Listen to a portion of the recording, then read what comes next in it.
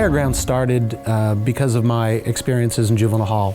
I decided in late '07 to volunteer in juvenile hall and listen to first the boys and then the boys and the girls. But what happened next is I watched that revolving door as they continued to tell me I'm being released, but they'd come back. I learned that they needed about 10 times the help on the outs than they did in juvenile hall. So I left to welcome them on the outs and to support them. Life does not dish out opportunities equally, so I like to think of Higher Ground as trying to rectify that situation. Our kids have the same hopes and dreams as everyone else, but sometimes they just need a little help gaining access to all of the things that are going to help them succeed.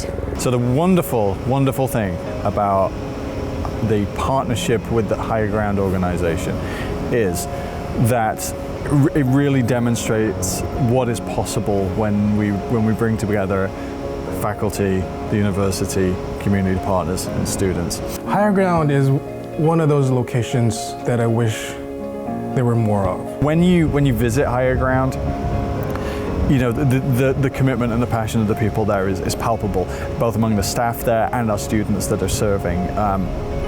Everybody's there to make a difference. I just feel right at home here with the kids, with the staff, and they're just wonderful human beings. They're very collaborative workers in the sense that they're very open to anything that I need or ideas that I have, and then questions that I have for them, or when I ask them what they actually need. There's a good line of communication. You have some wonderful professors at Cal State Fullerton. One of them in particular is Orvik Pata.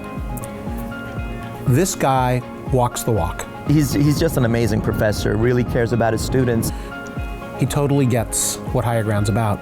Prior to coming here to Higher Ground, I was concerned about whether Higher Ground would accept me, and he said, you know what, Mir, I'm totally gonna vouch for you, I'm gonna advocate for you, and you know, he saw past my mistakes in life, and he said, we're going to get you where you want to go. And his students come in and they're just a cut above. I don't know how else to say that.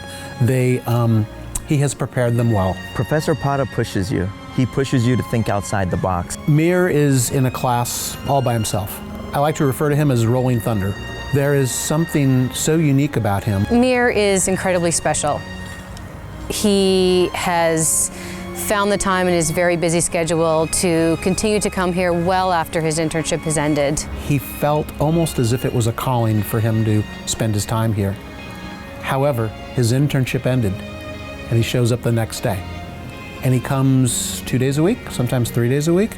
This guy is not only a full-time student, but he's got 2 jobs. He's got a wife and kids. I think once you meet these children, no words are necessary.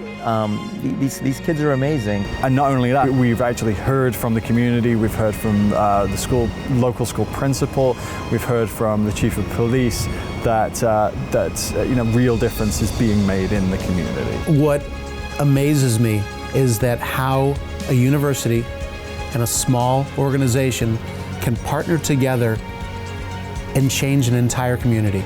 With the assistance of organizations like Higher Ground that work with our youth in prevention and intervention during after-school programs, those things have been extremely beneficial when it comes to public safety. Biblically speaking, wherever there is darkness and then you bring in the light, there is no more darkness. So it has been a reduction in that area over the last 5 years, and all over the city of Anaheim, we have had tremendous reductions. The reason why I stayed is because I felt not so much that I was impacting them, but they were impacting me.